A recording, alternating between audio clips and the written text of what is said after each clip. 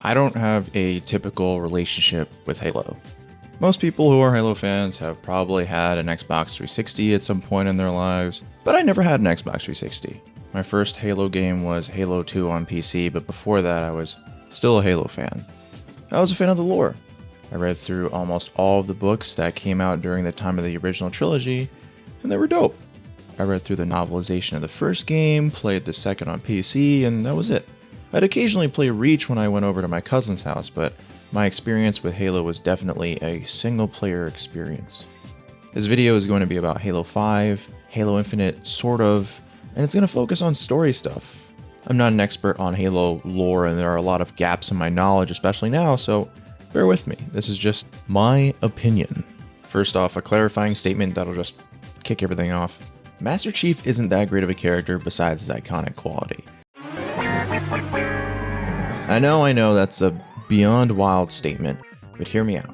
Master Chief has existed in all these games, said a couple of lines, but at the end of the day, the stories of the Halo games don't really have me invested in this character. The Master Chief is a blank slate guy whose motivations and actual personality come across in the books and the 343 games. But prior to that, he has some one-liners, does some crazy stuff, but that's it. This isn't to say that he's dumb or he sucks, but to say that he was meant to be a certain kind of character, and because of that, it's harder to bring him to the future. When it comes to gaming's greatest and most realized characters, Master Chief is nowhere near the top of the list. He's closer to the protagonists in the Far Cry games than he is to Joel in The Last of Us. But he's iconic, and that's his purpose. He is the Microsoft Xbox mascot, he's the Mario of the brand, and that's what makes things so hard. The guiding principle of the Halo franchise for the past decade doesn't really match up with the limitations of Master Chief as a character. The games try to expand and be more serious. The stakes are high as usual, but they're even higher for the Chief as a character, and that's what's interesting. He's not some dude running around killing aliens because those are his orders. At least in 5, he's really conflicted and he's trying to find his closest friend. So there's Master Chief. He's finally got something close to an actual personal stake in something besides the super big, save the world kind of thing. Now comes the outside stuff. Halo 4 wasn't super well received. It's just there. When you hear people talk about Halo, people don't really mention Halo 4. They just mention the originals. I really don't envy the position that 343 find themselves in. They're meant to continue something that was super popular, super successful, and made by other people. So they try stuff. They try to bring in an expanded universe that seemingly materializes out of nowhere, and it's confusing. While the Halo games were taking place, authors were writing a bunch of Halo lore the whole time. For example, prior to Halo 5, there were barely any mentions of Master Chief's original squad and team from the books, and then all of a sudden they just appear in Halo 5 and you're just supposed to accept that they're there? It's weird. But it's cool that 343 tried. They tried to bring things in from the expanded universe and put them there. They put in Locke from the Halo web series, they put in Buck from ODST, they brought in the concept of AI rampancy from the books. Tanaka and Vale have appeared in comics and a book, respectively. The lukewarm reception of Halo 4 must have kicked 343 into full gear because Halo 5 is crazy different. It's important, has massive consequences for the world, but its main character isn't Master Chief. And that's really cool. Halo 5's biggest problem, in terms of perception, is it was named Halo 5. And you know, that's probably just a business decision, but the fans definitely would have been less mad if this was just named Halo Guardians and was regarded as a spin-off game like Reach or ODST. It's a game where its story feels like a giant half measure, like they had a story they wanted to tell, and realized that Master Chief didn't have a role to play, but shoved him in anyway because it's a Halo game. And this is really where I differ from a lot of people, because I think, to me, Halo is about the universe and the lore, and Master Chief is just a piece of that. To me, Master Chief isn't unimportant, but I'm not opposed to Halo games that don't have him as the main character, especially if they don't really do anything interesting with him. And that's really because my background as a Halo fan comes from books. I don't really come from the games. I don't really have the nostalgia for Master Chief. And Halo 5 feels like a transitional game, and you can even sense that from its title, Halo 5 Guardians. You can tell that they're starting to get afraid of the high number count, and they're just going to go subtitle only after this, which they did with Infinite. It feels like Gears 4 or Gears 5, where they try to shift the franchise away from Marcus Phoenix as the main character, except with nowhere near the amount of backlash because Marcus Phoenix isn't as iconic as the Master Chief. You play most of the game as a new Spartan called Locke alongside his team called Osiris, and they're amazing.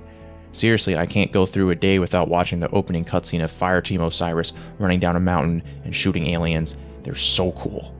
They banter a little bit, and not only that, but they're a team. Halo as a game is typically about a single person going around and shooting aliens. Usually you got Cortana in your ear, but you're usually by yourself. Master Chief doesn't have people to talk to, and the way he's portrayed in the original trilogy also always makes him seem like he's the only Spartan in existence. Fireteam Osiris, they're a team. They talk, they run around together, and it feels cool. And as a person who's not super nostalgic about Halo and really committed to Master Chief, Osiris makes a great team to take the mantle of the franchise. The game feels like it belongs to them anyway. It feels like Metal Gear Solid 2, where people thought they were going to be playing one thing, but they really ended up playing as another. The reason why I decided to make this video is because Halo 5 is such a confounding experience, especially with the context of Halo Infinite trailers. In Halo 5, you play as Master Chief for a portion of the game, and you spend all that time chasing after Cortana. Chief is acting reckless, and he seems like he's losing it. It's understandable why, but the story is so decompressed it's a detriment to the overall package.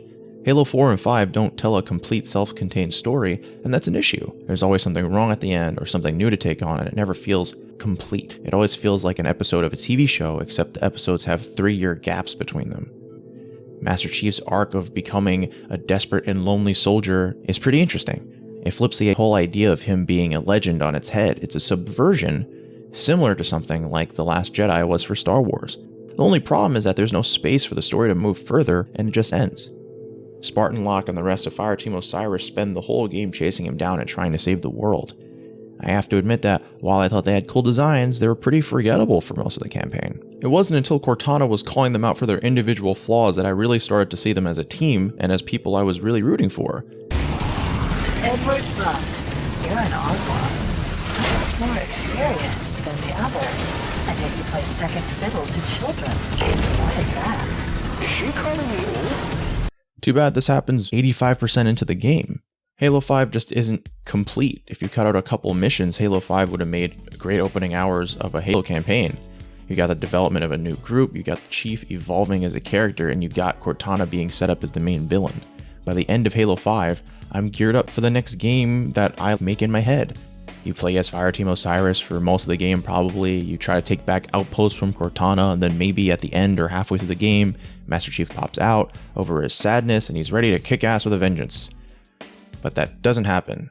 Instead, the story resumes in Halo Infinite where there's no sign of the AIs, which Cortana recruited to take over the world, the Prometheans, the Guardians, which are the giant robots that are threatening the world, and Fireteam Osiris, which were the main characters of Halo 5.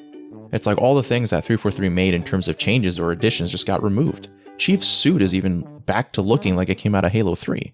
It's crazy. Halo 5's story, even if it wasn't perfect, sets up all these interesting conflicts that don't show up whatsoever in Halo Infinite. There's not even any lip service to anything that happened in Halo 5 or even Halo 4. Chief pops out of hypersleep like those games never happened. I think that if you're working on a franchise, you should just build upon what was done before. Take what you have and then add more. Halo 5 represents an effort to really push forward in the Halo narrative.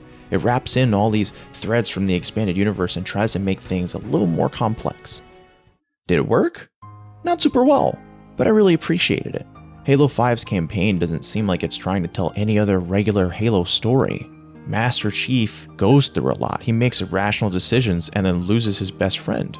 He's lonely. That's not regular Halo. And if they were trying to do regular Halo, they wouldn't have had you play as Fireteam Osiris most of the game. In fact, when Cortana does that group roasting session of Osiris and says stuff like, "You'll never be as good as my Spartans," it's almost as if she was speaking for the fan base. This recontextualized the game for me. It was the passing of the torch. It was showing the weaknesses of having one soldier bearing the burden of everything. It was showing that Master Chief couldn't handle it all by himself, being the protagonist of like 4 games, and now he finds himself vulnerable for the first time. But a team of Spartans, the next generation, they might not have all the enhancements, but as a team they can accomplish their mission, and maybe they can do better than Master Chief. And then in fact, they do, because they save Chief from this bubble that he put him and his team in, because he was being such a Cortana simp. Basically, I'm saying, stand Fireteam Osiris. 343 was onto something. The opening cutscene of the game is amazing. I watch it every day, and it makes me believe that a Halo movie is possible. It made me excited for a Halo game like never before. I watched that cutscene a bunch of times, and I was like, man, I have to play Halo 5. And then I did, and I really liked it. And I think it was a step in the right direction. It opened up the world, and it expanded beyond Master Chief. It just sucks that Infinite seems to be a retreat from that. It seems to be 343 giving into what the fans want and just saying, okay, you just want Master Chief killing the Covenant on a Halo ring. We get it. We'll do that. And it sucks because I wanted more Locke. I wanted more Osiris. I wanted Chief to be all sad because he has no friends anymore. Besides his family that's like right next to him the whole time. And then that's like an issue in and of itself because I don't understand why Chief is so sad when he could have like called upon these guys at any time. It's kind of weird. It's kind of like they didn't really think it through, but whatever. Hopefully I'm wrong. Hopefully like Fireteam Osiris like comes in hour 2 of the game and then you fight alongside them and save the world. I have no idea. Cortana didn't even show up. She's not even mentioned in the trailer. We just got this dude flying the plane and then Master Chief's like, yeah, we'll do it together. So I guess he's lonely. That's the only thread from Halo 4 and 5 that I can pull through. But yeah, thanks for watching. Stay cool, stay fleshy. And then also, if you feel like this video is telling you to play Halo 5, then yeah, go ahead. Halo 5's on Game Pass. So if you subscribe to Game Pass on PC or Xbox, you can just play it for free. So just, you know, get that. Yeah, I really like Halo 5, man. You can tell because I'm making a video about it. I haven't made a video in like a couple months and I decided to make one because Halo 5 gets me. You know, I want to see Spartan Locke. I want to see Mike Coulter's face on screen saving the world again. I want to see Buck. I want to see Vale. I want to see Tanaka. Come on. Bring him back, please.